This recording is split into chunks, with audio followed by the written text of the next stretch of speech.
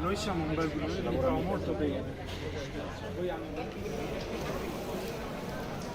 Vai, tranquilli, pedalare.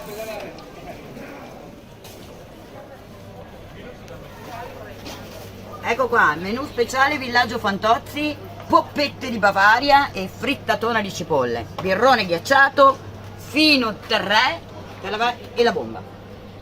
Ti aspettiamo.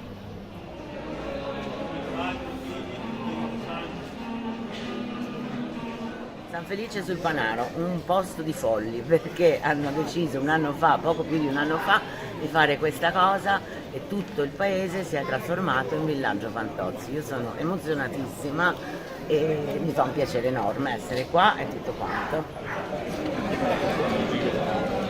Mi mancava il sangue,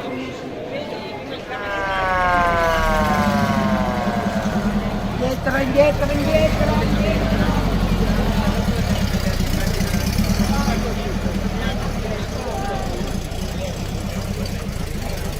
Ma non è probabilmente che abbiamo questo.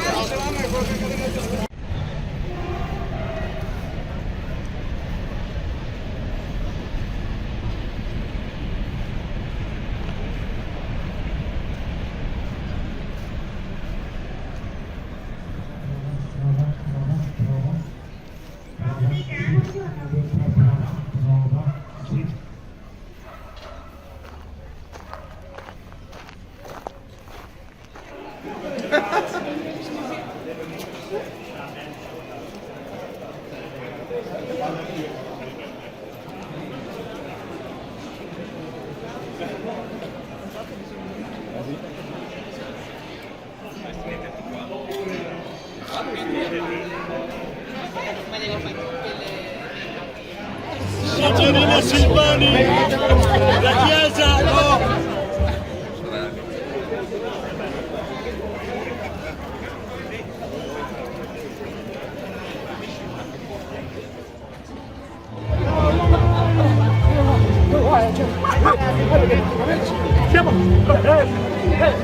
La pancia è un nonno che...